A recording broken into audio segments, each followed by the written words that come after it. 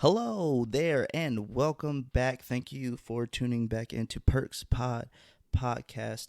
As you can tell by today's title, I'm gonna talk about a few things. I said, as you can tell, it might be confusing. It seems kind of randomly put together, but I set the title up in almost like a two truths and one lie kind of setup, where two things go together and then one thing is the opposite. Um, so the meaning of zodiac signs, green texts, and love languages. The first two, zodiac signs and green texts, uh, they are to me the epitome of shallow representation or shallow impressions. When you when you introduce yourself to someone and when you get to know someone, the impressions that you give off, um, everything goes into how you view a certain person. Everything goes into how you interact with that person, their impression on you, your impression on them, how you move forward in whatever relationship ends up brewing in, the future of whoever you meet, whether it be, a boyfriend girlfriend relationship, be just a friendship, even family relations. Everything, starts off with first impressions and grows as you get to know the person. I have grown up in a generation where zodiac signs and green text, for some reason, hold an importance into who you are and what your value is to the other person when it comes to communication and when it comes to having a relationship with said person. Um, I'm going to break it down for you. Zodiac signs is my biggest one that I hate. It's the one thing that for some reason so many people take to heart, and I just do not understand why. When I was growing up, zodiac signs became a big thing. I think when I hit around middle school age, early high school. So like when was the first time I think I started hearing a lot about zodiac signs? I think it was about 7th, 8th grade. So this would be around, how old was I? 12. So this was in 2009. So from 2009, early 2010s, is when zodiac signs really began to blow up on social media, especially Facebook. Started to see a whole bunch of posts about it, people talking about zodiac signs. It was one of those things that were really interesting to me at first. It was just one of those fun things to look up, see what people said.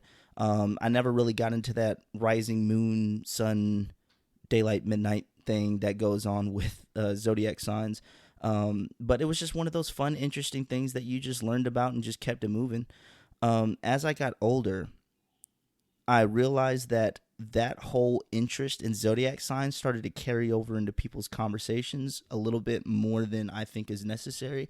And it started to also carry over into people's impressions on dealing with others and when they found out what their zodiac signs were. Mostly it's people in my generation. There are a few that are older. I don't see anyone in my parents' generation that really hold any value to zodiac signs. But I would say it's definitely millennials. Millennials, Gen Zs do it. I am officially in that weird middle zone where I don't really kind of fit in with either. I was born in 97. So my generation is like between that 96 and 98. Those, like, that 3-year range is one of those weird ones where it's like if you look up what generation you belong to, certain websites will give you different answers. Most of them will say that we're officially that generation after, because it's not Gen X. I think it's Gen Y, and I think it has a specific label. I just can't remember what it is. Because I think Gen X's are like that post 2000. Was it 2006, 7. You know what? I don't even know. I'm probably getting this all wrong, but at the end of the day, I really don't care. The generation after millennials, um, it's like a toss up whether we belong to those, depending on what website you go to, depending on who you ask.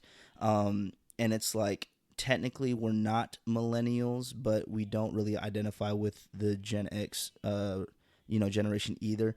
My brother and my sister are Gen X's. They're only 4 years younger than me, but our values, or I wouldn't say our values, just what we hold as importance and what we kind of like hold what we hold as important when it comes to generational things is completely different. And my sister and brother are more so with the Gen X mentality than I am. And that's just like where my generation is, or just me at my age. So it's definitely millennials, people a little bit younger and people a little bit older than me, who have this unnecessary importance on zodiac signs.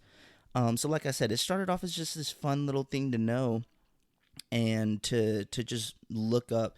And I never really paid too much mind of it. I saw a few posts, went through things and, saw what was interesting about them and stuff like that. And throughout high school, I really didn't have a lot of bump-ins with zodiac signs. It was actually after I had already been in college for a good year or two where I really started to see people really care about zodiac signs. They started to put it in their social media bios. They started to make constant posts about things and started making statuses about or stories about like how can't get along with Gemini, can't date a Sagittarius, can't do this, that, and the third. Best friend is definitely I'm best friends with this woman because she's an Aquarius and I get along with Aquariuses like that. And it's just like, it gets annoying after a while. One of my good friends, Philip, my homeboy, the director, he knows a lot more about that stuff than I do. And he actually doesn't really believe in it. I'll say this.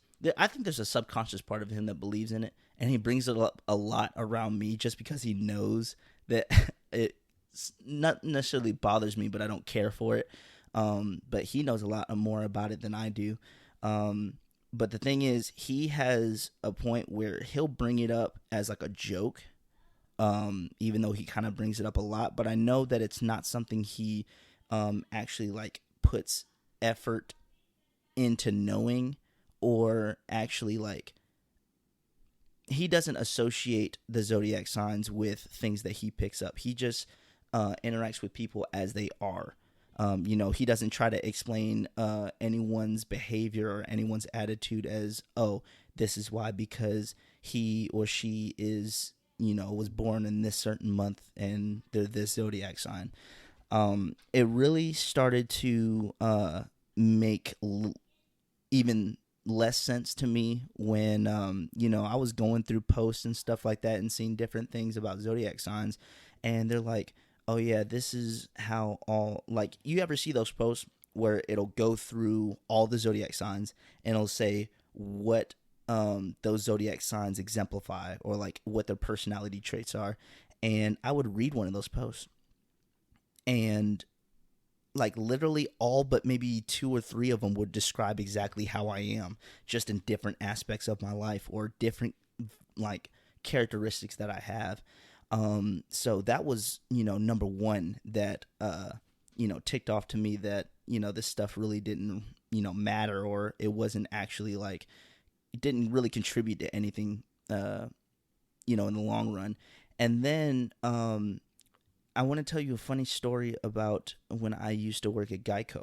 So there was a team, I worked in the emergency roadside service department, and, there's sections of the roadside department where it's like different groups that have multiple teams in it. And our team had maybe about four or five other managers and their teams in it. And there was one team that we worked alongside quite a bit. and they were mostly, actually, no, not even mostly. It was an all female group. I also noticed this. It tends to be females that really give zodiac signs attentions.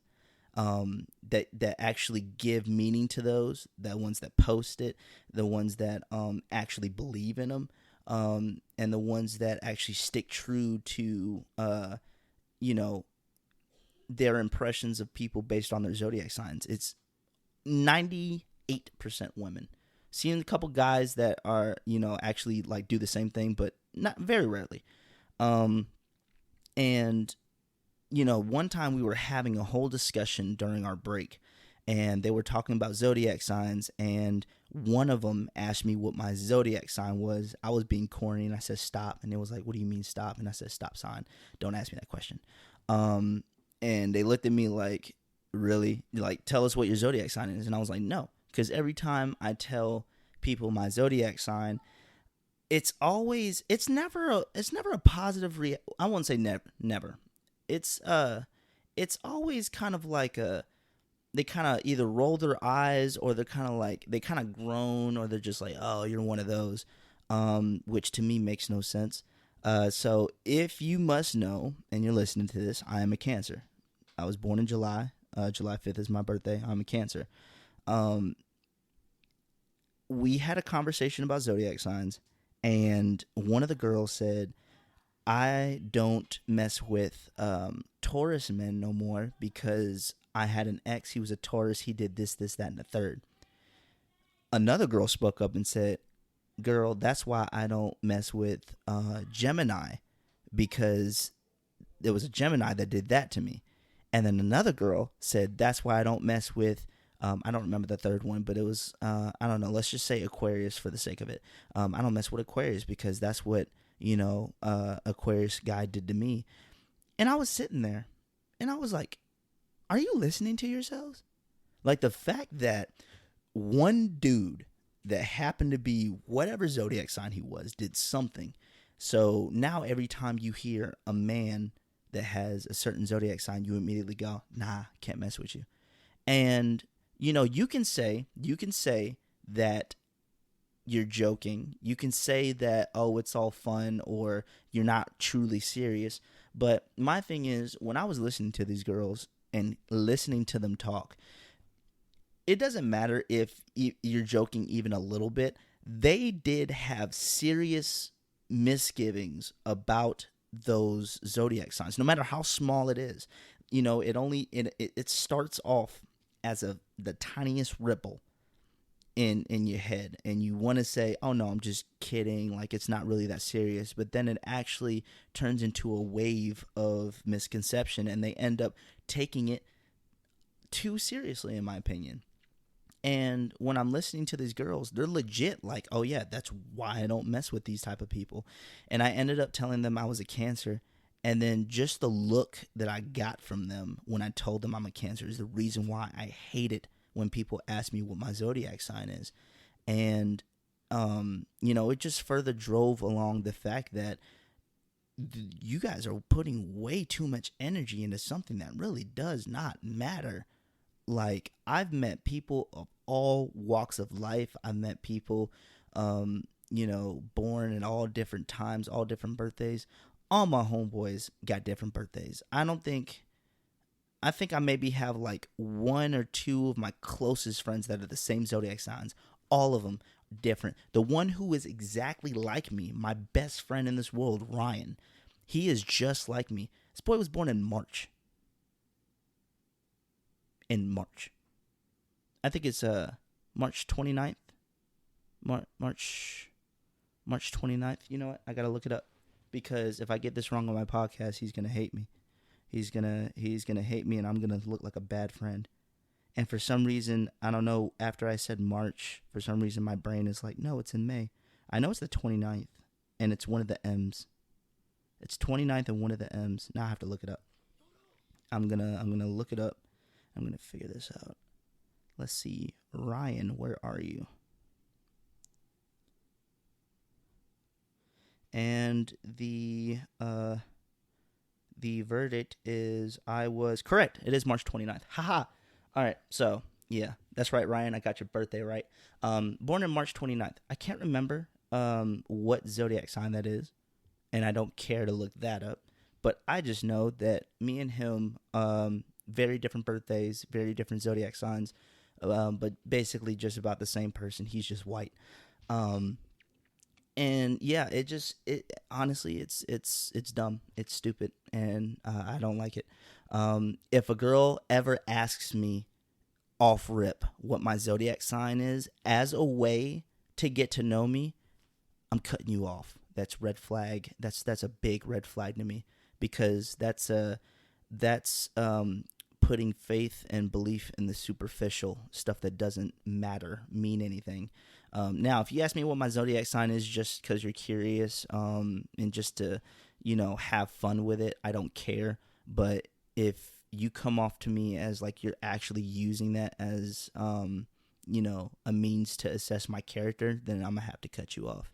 I think the only stereotypical thing about cancers that I can admit to is that I'm an emotional being. However, I'm in good control of my emotions. There's a difference. Some people hear, like, especially men being emotional, is kind of like kind of causes people to step back, causes women to step back a little bit. And I've seen that. Like, I'll admit to you that I'm an emotional person. I'll admit to anyone that I'm emotional. But as soon as they hear that word emotional, it's kind of like oh, dang, this man, he's got issues, or he be doing too much. No, not at all. I'm emotional, but I have a, a a large amount of control over my emotions. I've spent my entire life learning to control my emotions. I've gone through my roller coaster of control. When I was little, I used to have anger issues. Then when I got into middle school age, I was oversensitive, kind of not weak-minded, but very sensitive and pushovery. And then I finally found that balance. I learned how to not bottle things inside, but assess things and make sure that when I do express myself, it's never overwhelming to somebody, or I know how to, kind of dial down if I need to, and learn who I can talk to and how much I can talk about before I really release that information or that type of emotional energy. It's a lot that goes into it, but I've learned to control my emotions. But other than that, there's not many stereotypes that I fit with cancers, because and I've done that. I make it my life's mission, just to rub it in people's faces, to prove that I'm not stereotypical when it comes to cancers. I'll be like, okay, think of any stereotype about a cancer. Of course, number one that always comes up, emotional. And I'll be like, except for that one. That's the only one that I'll admit to. And if I have a conversation with someone, I'll say this. I'll be like, other than cancers being emotional, because I am, think of one stereotype of a cancer, and I'll shoot that down.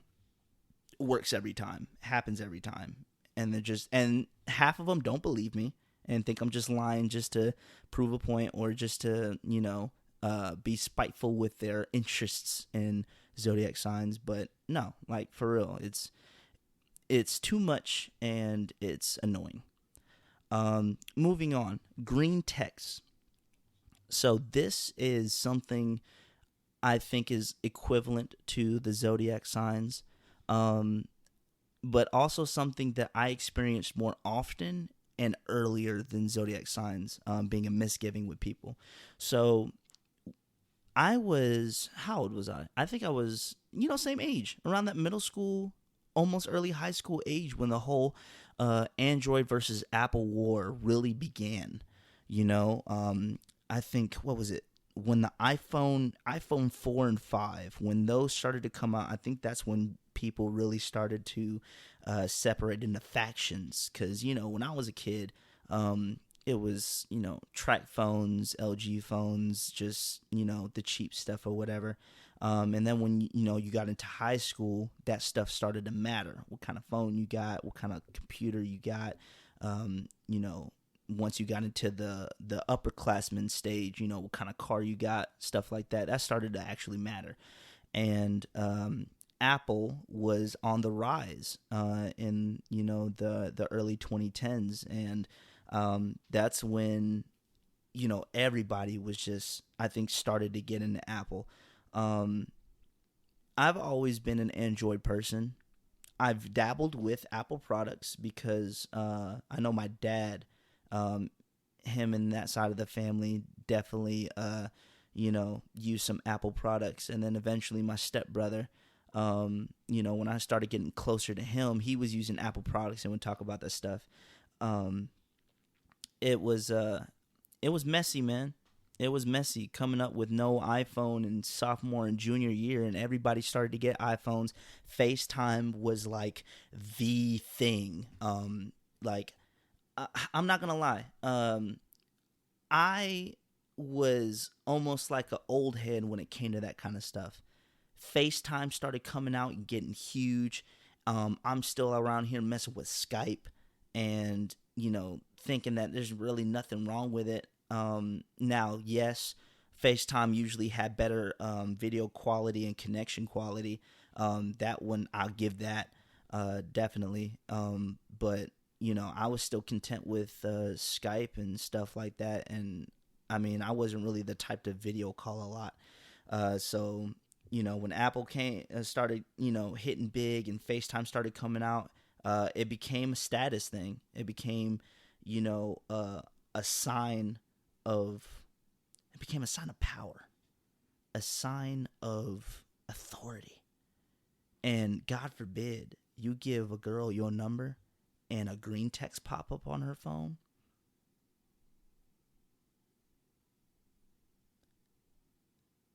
This silence is a token of my disbelief in how much that actually mattered.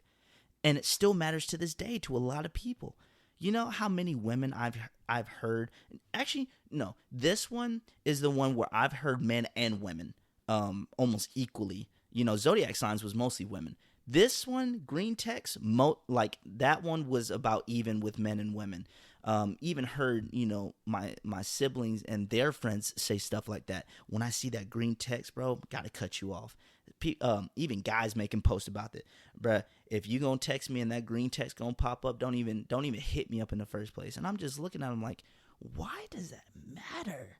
Like, yo, what?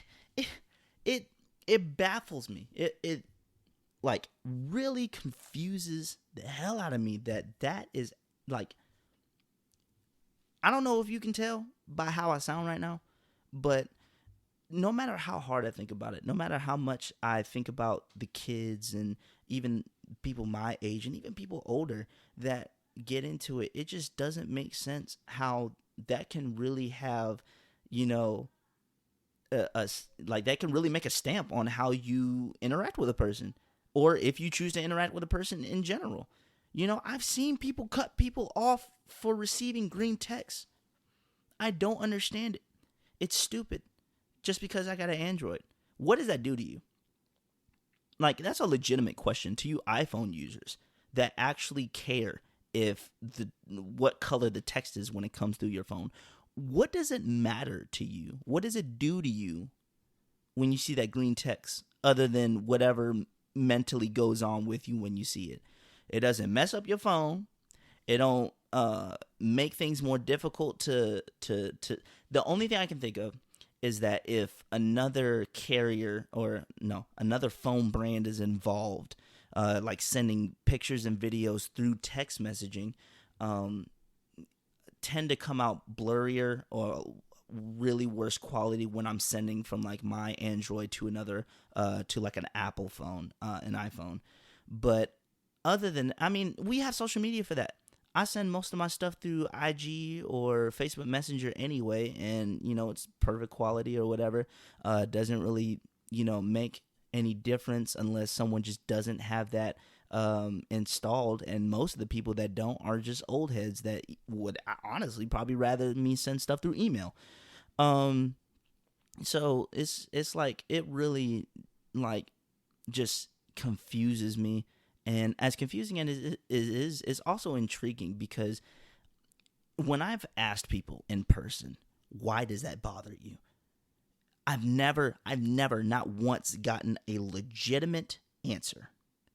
It's always been, it just does, bro. Or I just can't stand it, bro. Or, you just gotta have an iPhone, bro. Like Like, who uses Android, bro? And that's the kind of responses I get, which show me right there, there's no reason for it. There's no reason for it. It's literally just, it's brainwash. That's what it is. It's brainwash, man. These people have been brainwashed by marketing. Now, me, I don't care if you have an iPhone or Android. Now, if you ask me, yes, I'm all about Android gang. I'm sorry. If you ask me, will I ever go to Apple? The answer is no. If you ask me, which one do I think is better? I will say Android every time. Like I said, I've dabbled in Apple products. To me, Androids are just, first of all, they last longer. They're more user-friendly. Even, the more advanced options that you have with phones, tablets, whatever, you have a lot of leeway with customization and stuff like that. Shoot, the cameras used to be a big plus for iPhone, and that's the thing. The pluses aren't even pluses no more. They're offset. iPhones, I think up until maybe the Samsung Galaxy 10, the iPhones definitely had a superior camera. The iPhone that came out adjacent to the Samsung that comes out, the cameras were definitely better, for sure. Once the S20 came out, especially this S22 that I have recently got, we've evened the playing field on cameras. I'm sorry, we have. I've even had people that had Apple iPhones. I take picture, they take picture. They look at mine, they're like, yeah, send me yours. And the video quality on Samsung, as long as there's good lighting, that 8K video setting on the Samsung S20 and S22, immaculate, crisp, perfect. And then FaceTime. We got Google Duo now. And people will laugh at me. Like, people will legitimately laugh at me about using Google Duo. And they'll be like, bro, FaceTime's way better. I think that's a matter of opinion, because Google Duo, to me, does it just as easily. And actually, you can reach more people. You can do Google Duo on iPhone and Android. You can't do FaceTime on Android. And to me, that's a bonus for Google Duo. For Apple users, they'll see that and be like, yeah, that's why Google Duo sucks, because iPhones, we can FaceTime. But I'm sorry, Google Duo. I've seen FaceTime and I've done Google Duo, and to me, it's similar quality. I'm sorry, it is. And the fact that I can do it with anyone who has a phone number, and I think they have to have. I don't know if they have to have a Google account,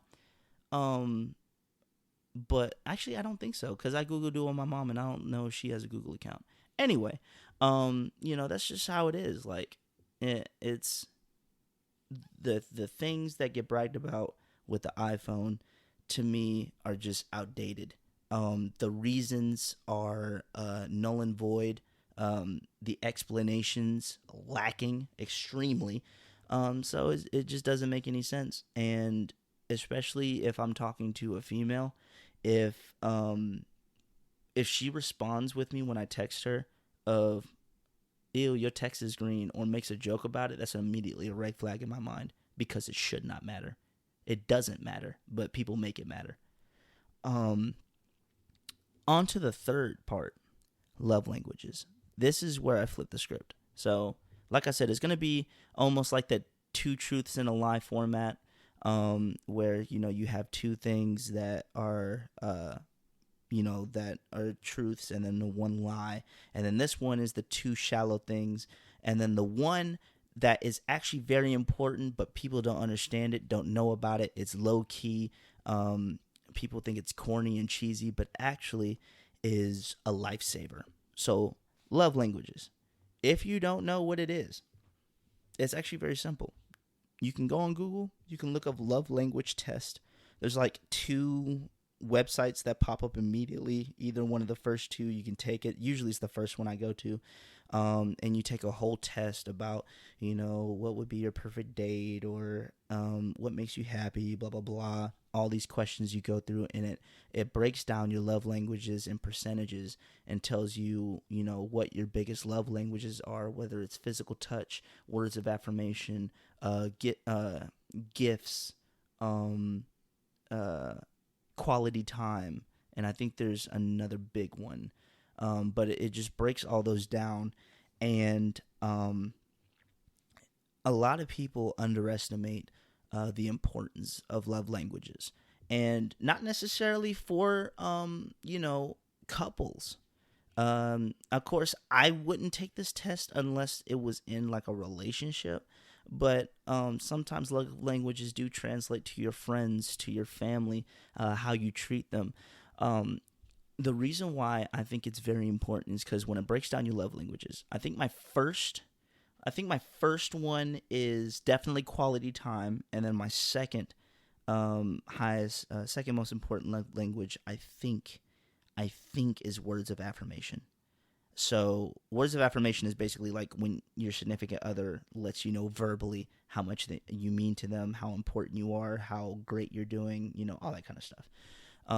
So love languages are an insight to how you feel loved. And I think that is very, very important, no matter what relationship you're in. Me and my homeboy Philip have had plenty of conversations on this, where the love languages of our closest friends, how we feel like we're cared about, how we feel that we're important to our friends. We had this conversation where there's a friend group that we have where a lot of those guys, how they show their closeness and their affection is they insult each other a lot. They're like, it's almost like verbal abuse as a show of affection. And that's how they've grown up together, and that's how they interact with each other all the time. And it's a constant. Like, it's not like when you have like those every now and then moments with your family when you crack on each other or blah blah blah.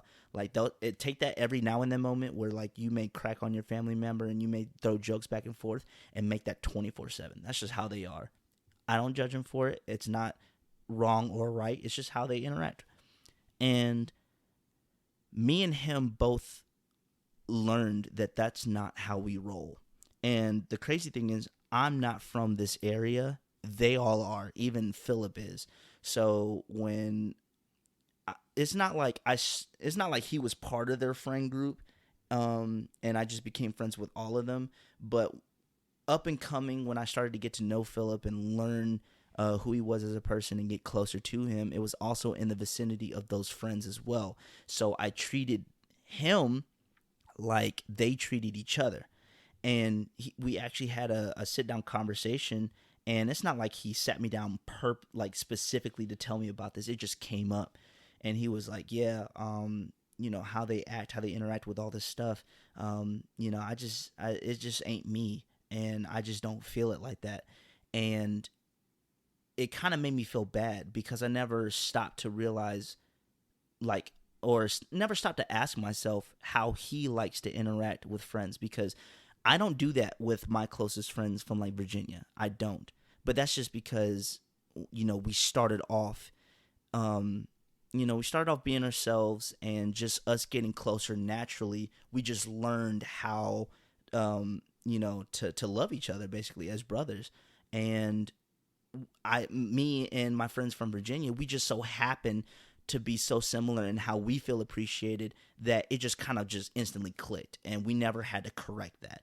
Me and my best friend Ryan, my homeboy Nick, my homeboy Cambrell, we never had those moments where we had to sit down and be like, yeah, this is how, I like to, treat my friends or talk to my friends. And, me and my homeboy Nick, we had moments where he had his own friends where he told me, things that were going on and how they would act or whatever. And he was visibly off put by it. And even his mom had noticed, that his friends didn't really interact with him how he did with them. He treats them with the utmost respect. He does things for them. He looks out for them, watches their back, no questions asked. And the other people just didn't roll like that.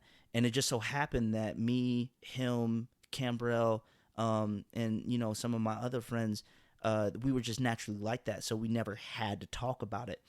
And when Philip finally told me that that's not how he rolled, I realized he's more like my Virginia friends than like the ones that I made down here. And then after that, I feel like there was actually a shift in our friendship where we got closer, and I stopped interacting with him like my other Georgia friends interacted with each other. And I was honestly more like how I treat my Virginia friends, if not exactly how I treat them. And we haven't had a misunderstanding since. We haven't had any moments where one of us is, just not feeling the other, or, I mean, me and him, we'll still butt heads in a productive way. Like if we're working on film, dialogue, writing, whatever, that just comes with the territory, butting heads and figuring things out. But it's always constructive, always productive, and never any hard feelings, and always something that if we can find either a middle ground or give way to one or the other, because that's just how we work. And it's honestly a thing of beauty when me and Philip get together and start, brainstorming and things like that. But stuff like that is also one of those things where, especially men, may not talk about it. We may not open up, and that's a thing. Men, it's hard for men to open up to their boys like that, especially when they're not used to it, because we all know how men are taught to act, how men are taught to talk, how we're taught to kind of express ourselves. And it's not a common thing to hear fellas sitting down, having a heart to heart, having a chat about how they want to be treated. You don't hear that.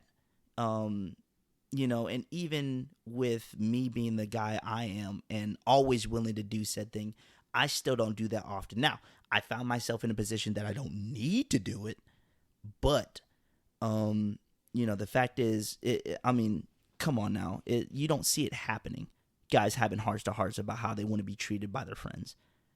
And I mean, it's bad enough that a lot of men have hard enough doing that with their significant other, with their female counterparts, having to sit down with them and telling them how they want to be treated. You don't really hear that happening a lot. It's just to do what you do, listen to her, let her get what she needs to tell you, and just, go on about your day. That's a common, I would say, process that happens between couples. So like I said, a lot of men don't really sit down and talk with each other, let alone their significant others. Love languages can help open up new avenues, and can actually help extend the love and the connection that you have with your significant other. I did that with my ex. We did a whole test. That's how I know my love languages now. We did a test, and we learned what each other really like to see. While we did have some similarities, we also had big differences. And the thing with relationships is sometimes we get caught up in trying to love the other person how we want to be loved, how you yourself wants to be loved. And that's where there can be a disconnect, and sometimes even a disagreement or even an argument, because you can sit here and try to love someone the way you would want to be loved. So you don't see anything wrong with what you're doing, but you have the other person saying, either complaining or making suggestions or trying to say, hey, this is how I would feel more appreciated. And then say the person is sitting here thinking, well, I'm doing all that I can to make you feel loved. I feel like you're either being dramatic or you're not really appreciating what I'm doing. And sometimes sometimes it is kind of like that, but oftentimes it could be a misunderstanding where if you're telling your significant other, hey, this is what I would find appreciate, like this is what I would appreciate seeing or hearing or feeling or getting or whatever, and the other person just feels like, oh, so I guess all my other all the other efforts that I've been making just you know is just for show, apparently. And it's not that. It's not that at all. It's just the fact that everyone wants to be treated how they want to be treated. And that won't always align with how your significant other would want to be treated. Just like I told you with the whole situation with me and Philip. Like I said, it's not a relationship thing, but it's a very similar thing. I assumed, because of the people we were around, how he shows that bond, that brotherly love, and I never got to know from him, from straight from the horse's mouth. I never got to learn what it is that makes him feel close to the people he's around, and what I was doing was not it. I thought it was. The humor and the Johnin and the jokes and the stuff that really brings us together, but it wasn't. It's a lot similar to how I treat my Virginia friends, which we just have a much more sincere, much open, and much more vulnerable bond and connection. And that's how he felt. That's what he felt was best when it comes to interacting with true friends. So when you're in a relationship, and even when you're with friends, it's best to know what makes the other person feel like they're recognized, makes the other person feel like they actually care, like that you actually care. And like I said, when you talk to people about love languages, especially men, a lot of them are either not going to know what it is or think it's too cheesy to even go through, or not really give the time or effort to look it up or to even think about it.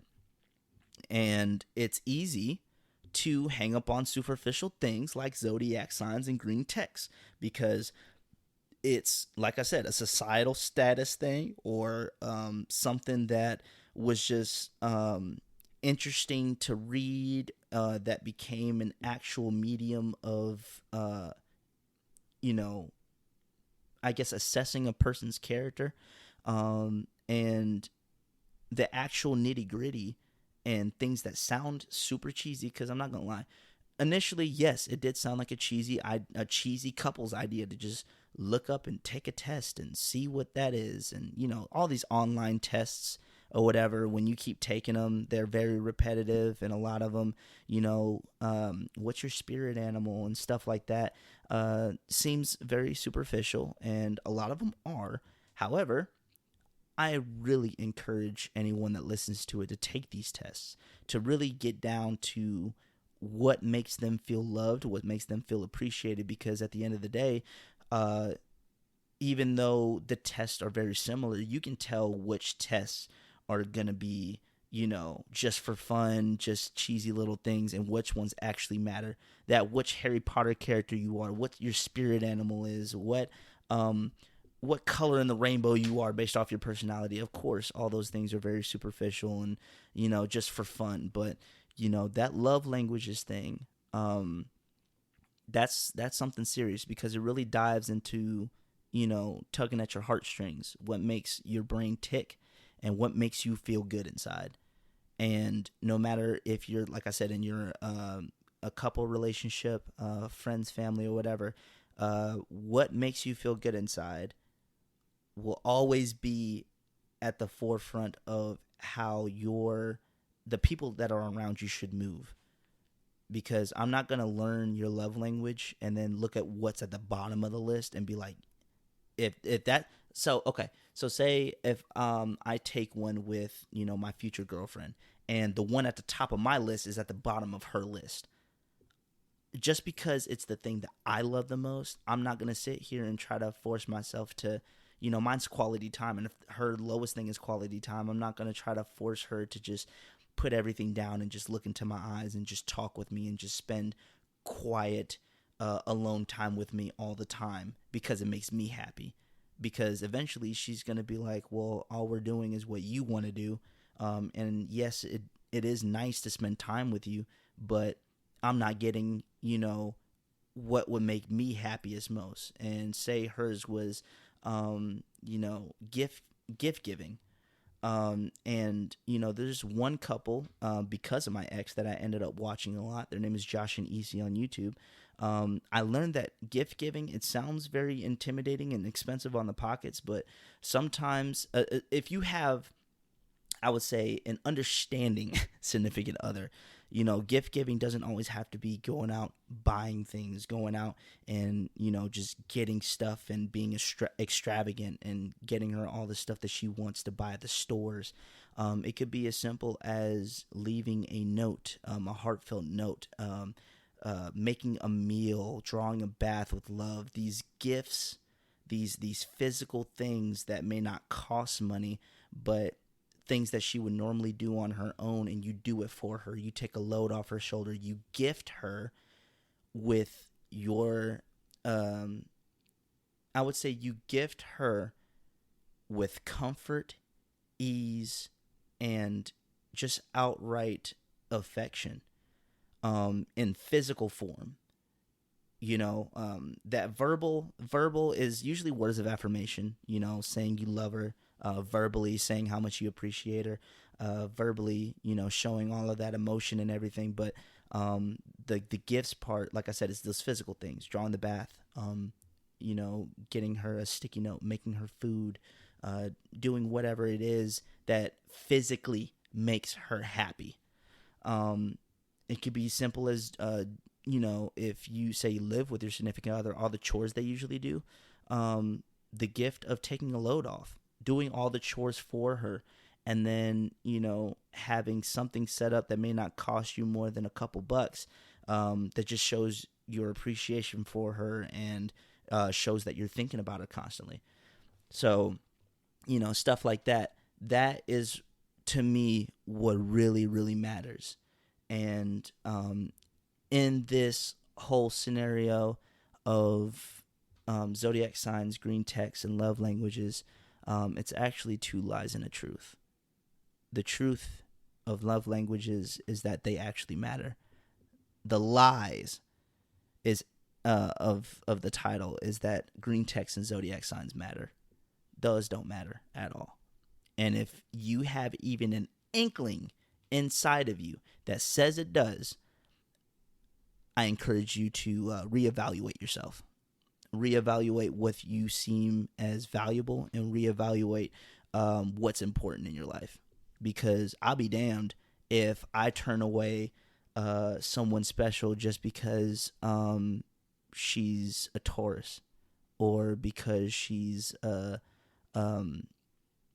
Sagittarius. I don't know. There's those things where, like, you look up what zodiac sign is best for you. That's a test that's superficial. You're not going to tell me what zodiac sign is best for me. I've been with a Leo, a Cancer, and an Aquarius. And I can say that all of them had their flaws. All of them had their, moments and things. And, also some of them had a lot of similarities. Like my ex, who was an Aquarius, had a lot of similarities to my mother, who was a Gemini.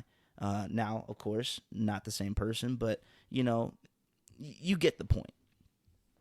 So, and it isn't just these three things that I want to bring to your attention. It's just the fact that there's a lot of misunderstandings in this world about a lot of things because of shallow interpretations. Because people put too much value in things that do not matter. Too much goes into those things. there are certain things, of course, that they don't matter outright, but it's just, there are certain factors that play into why or how that may matter. Say, what kind of job you work, what kind of car you drive as an adult, what kind of car you own, what kind of, where you live, how you live, like your situation, how you eat, stuff like that. A lot of things like that where it kind of meets in the middle, where it's not the biggest thing, but it also really depends on what the answer is and why the answer is. That combination is definitely something to look into. But these things that I'm telling you that, like I said, that Zodiac sign, that green text, it doesn't matter why, doesn't matter how, doesn't matter who, doesn't matter what. They don't matter at the end of the day at all. I'm not going to, divorce my wife if she changes from Android to Apple. Honey, I better not see a green text come through my damn phone. Honey, if you tell me to pick up the kids and I send it back a text saying I'm going to pick up the kids, and you're like,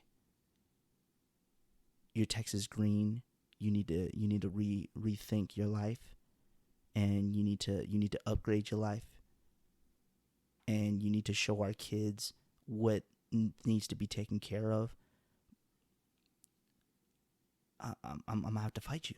I'm about to punch her in the face. I'm about to knock some sense into her.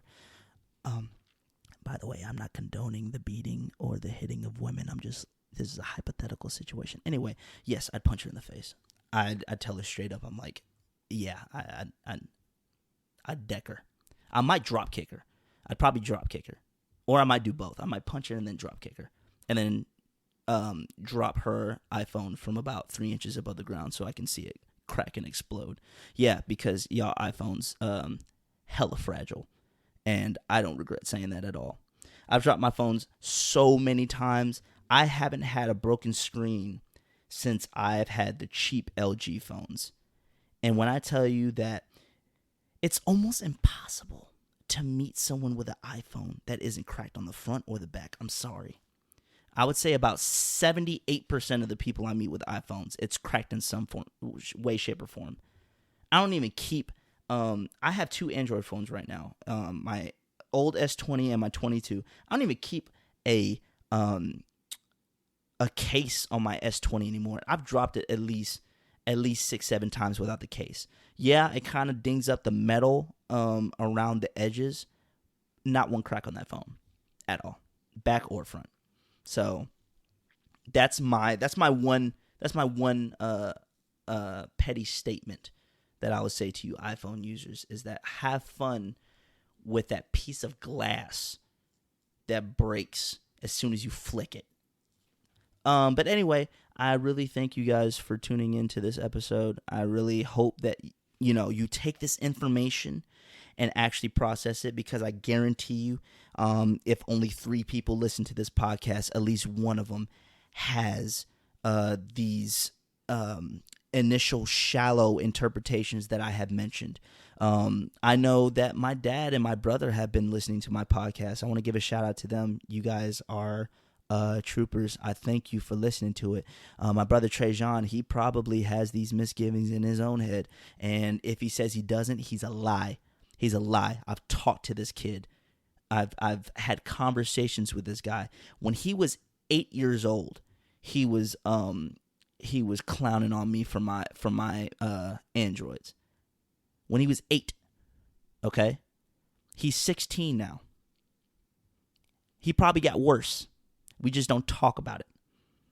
And I bet you he's going to either call me or message me. And actually, no. We have had a conversation where he mentioned something about not having a iPhone. And he got real petty. He got real petty over the phone. And I'm going to just leave it at that, because he's going to hit me up and I won't care, because what I said was true. But like I said, thank you for tuning in to Perks Pod Podcast. That's all for today's episode. Until next time.